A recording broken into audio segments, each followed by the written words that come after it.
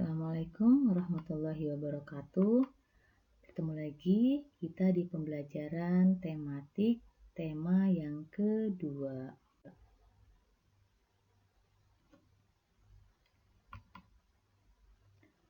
Sebelum belajar kita berdoa dulu ya.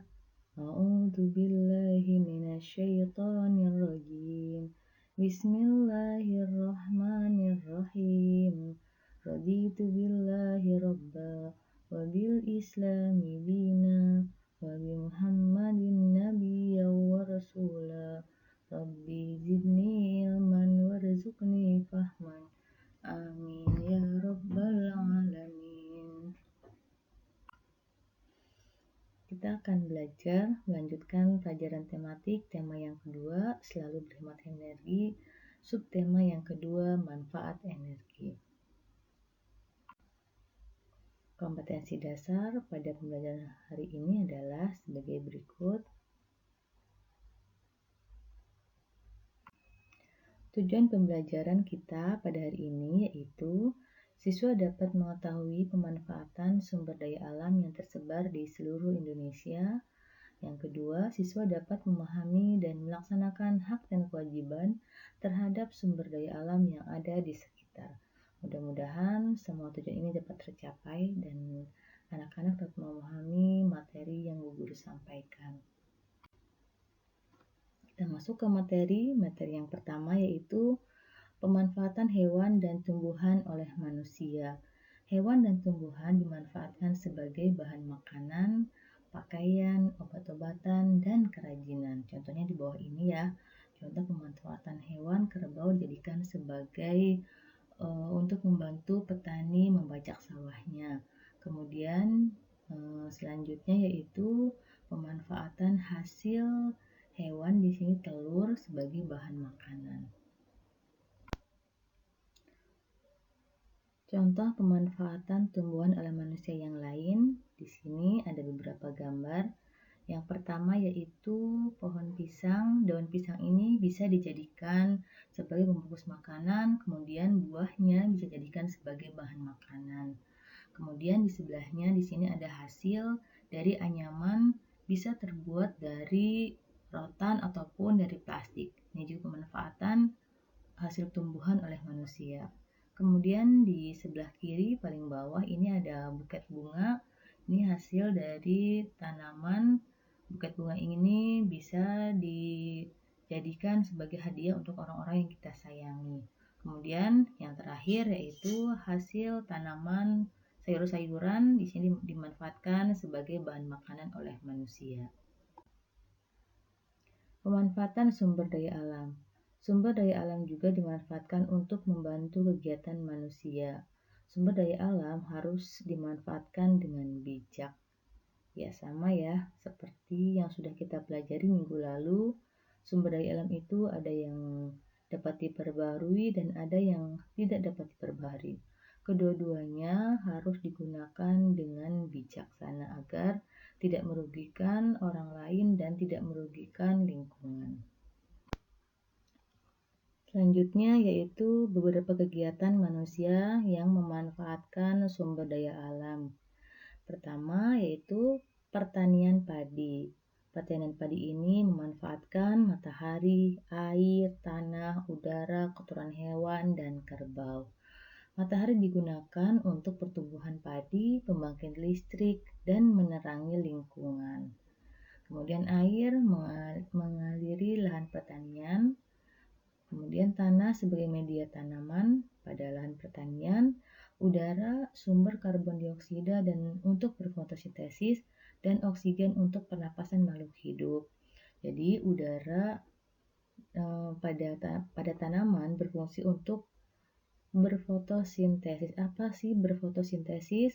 Berfotosintesis itu adalah proses pembuatan makanan pada tumbuhan. Kemudian kotoran hewan sebagai pupuk tanaman atau pupuk alami, dan kerbau sebagai bahan makanan dan sumber tenaga bagi para petani, seperti yang tadi kita lihat gambarnya. Kegiatan selanjutnya itu pembuatan ikan asin. Sumber daya alam yang terkait dengan proses kegiatan ini itu ada kayu, garam, dan panas matahari. Kayu bahan pembuat anyaman tempat pengeringan ikan.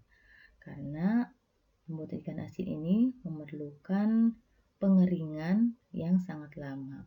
Kemudian garam mengawetkan ikan asin. Ikan asin akan bertahan lebih lama dengan garam ini. Kemudian panas matahari mengeringkan ikan asin.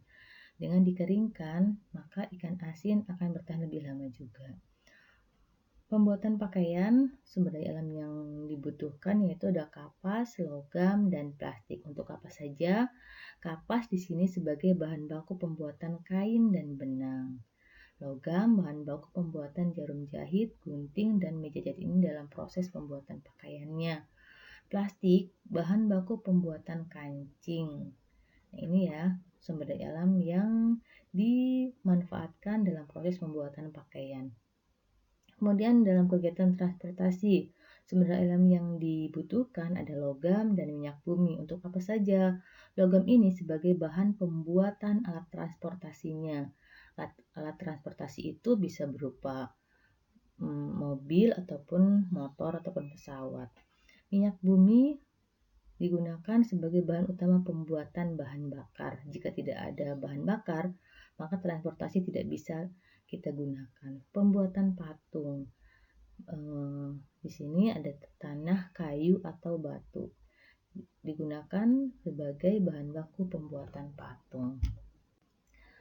Selanjutnya, pelaksanaan hak dan kewajiban. Kita lanjutkan materi minggu yang lalu ya tentang hak dan kewajiban. Pelaksanaan hak dan kewajiban harus seimbang.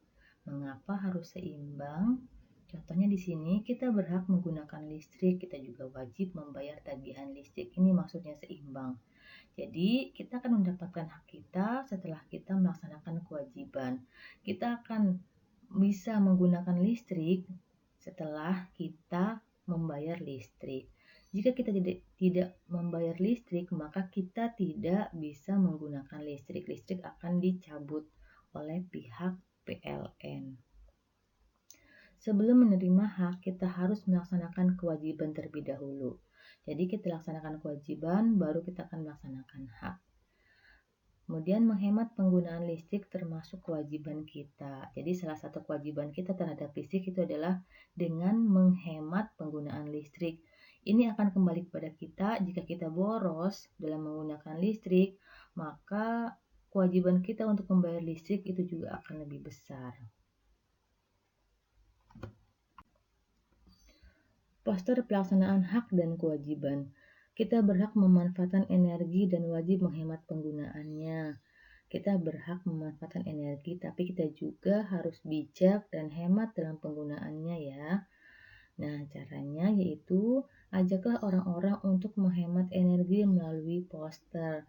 Kenapa dengan poster? Karena poster itu lebih menarik. Poster itu isinya itu kata-kata untuk mengajak yang untuk menghemat energi dalam hal ini ya. Poster dapat digunakan untuk mengajak masyarakat melaksanakan hak dan kewajiban secara seimbang. Tapi sebelum kita mengajak orang lain, hendaknya kita sudah melaksanakannya terlebih dahulu dengan menghemat energi dan menghemat listrik. Baru kita bisa mengajak kepada orang lain. Kerjasama dalam pelaksanaan hak dan kewajiban. Setiap manusia memiliki hak dan kewajiban terhadap penggunaan sumber energi. Hak yang dapat kita dapatkan yaitu menggunakan sumber energi sesuai dengan kebutuhan. Kewajibannya yaitu menghemat energi. Pada pertemuan selanjutnya, sebelumnya kita sudah belajar apa saja sih sumber energi itu. Sumber energi itu ada air, ada angin, ada matahari, ada listrik. Itu ya salah satu sumber energi, dan kita dapat memanfaatkan itu dengan cara yang bijak, dan kita berkewajiban untuk menghematnya dan menggunakannya juga secara bijaksana. Terima kasih anak-anak telah menyimak pembelajaran pada hari ini. Semoga kalian dapat memahami apa yang Bu Guru sampaikan. Bu Guru akhiri, Assalamualaikum warahmatullahi wabarakatuh. Jangan lupa tetap ingat protokol kesehatan, memakai masker, mencuci tangan, dan menjaga jarak. Semoga Allah selalu melindungi kita dan kita selalu diberi kesehatan. Amin ya Rabbal Alamin.